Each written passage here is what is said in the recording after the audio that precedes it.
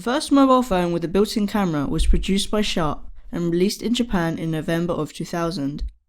It was named the JSH04 and it could take photos at a resolution of 0.11 megapixels. Here in my hand, I have the Nokia Lumia 1020, which was released in 2013.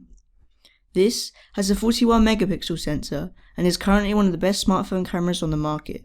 Let's take a look. The Lumia 1020 is Nokia's attempt to build the ultimate camera phone. It's a Windows Phone handset with an enormous 41 megapixel camera sensor, and it uses some incredibly clever tricks to produce the best phone images possible. But apart from the camera, why else would you want to buy this phone? Before I get into that, first let's take a look around the device. On the face of the device, you'll find a 4.5-inch 1280 by 720 touchscreen display. The left edge of the device is clean and free of any buttons or ports.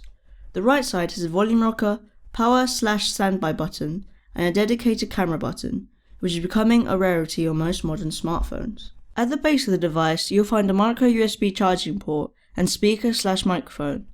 Up top, there is a SIM card tray, 3.5mm headset jack, and another microphone for noise cancellation. If we turn to the back, here you'll see the star retraction with its large camera module, xenon flash, LED light, and camera lens.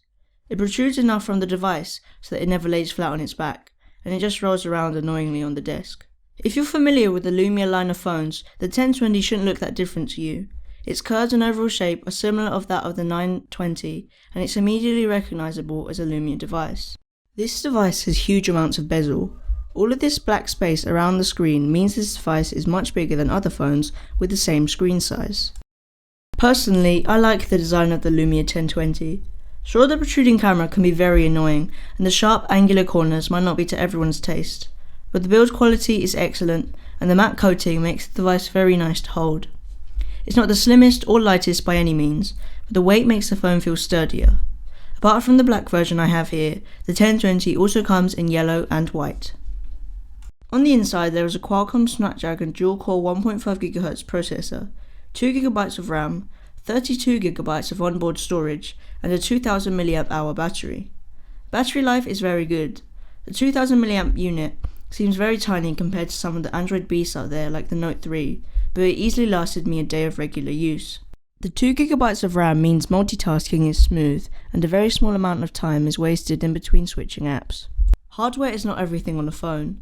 The operating system is what truly makes a phone feel complete, and the Nokia Lumia 1020 runs a slightly modified Windows Phone OS called Amber, and it's available only to Nokia devices. It has a few small changes, but it's essentially the same as any other version of Windows Phone. Some small features that I found useful included the ability to double tap the display to turn it on and the flip silence. Otherwise, it is just a plain old Windows Phone. You have your live tiles, which work well and allow you to customize your home screen as you wish. They can update to get you live information on your apps, and you can change their sizes. I would have much preferred a more centralized notification center though.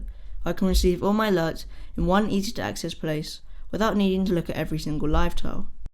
For many people, Windows Phone feels lacking compared to more developed OSs such as Android and iOS, and in some aspects that is true. This is an operating system that's been playing catch up in terms of application availability. However, times are changing for Windows Phone users. A large number of popular apps such as Facebook, Twitter, Pandora, Kik, and Skype are already available. Vine recently hit the store along with Instagram, but there still is no official YouTube app.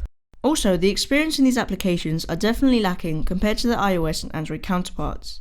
For example, in the Facebook app, you can't create a group or edit a post, and many other features are missing. This lack of app support is usually what turns people off from adopting the Windows Phone platform. During everyday usage, however, the phone performed brilliantly. I experienced no lag or hiccups at all. Scrolling through the homepage or within apps is smooth and is sometimes faster than much more powerful handsets, such as the Galaxy S4. The apps and tiles have cool animations when you're opening or closing them and makes the user experience feel much better.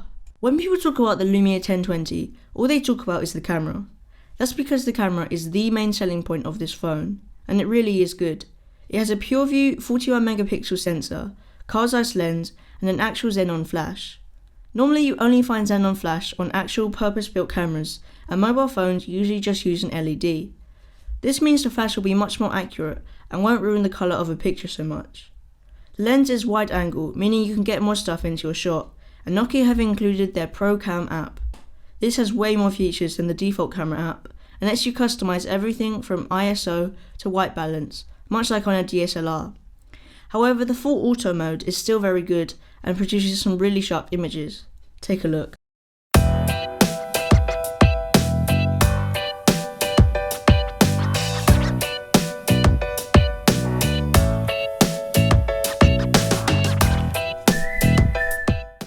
Another feature of this camera is the optical image stabilization, which makes your photos look better on the first try. I do dislike some things about this camera, however. For example, the delay between photos is very annoying, and the photos take up a lot of memory. With the few games I tried on the 1020, I found that gaming is very smooth and enjoyable. I experienced great frame rates, but you might have trouble finding some of the games you're used to. Browsing is also very smooth, but it's just not as well optimized as Android and iOS. And again, this is the fault of the operating system. To put it simply, this is a camera phone. It is a phone completely centralized around the camera, and if you're crazy about having a good camera on your phone, this is the one for you. If you're open-minded and want to try a new operating system, don't be put off by Windows Phone. But if you're currently on Android and iOS, you need to decide if having a great camera is really worth all the downfalls of the Windows OS.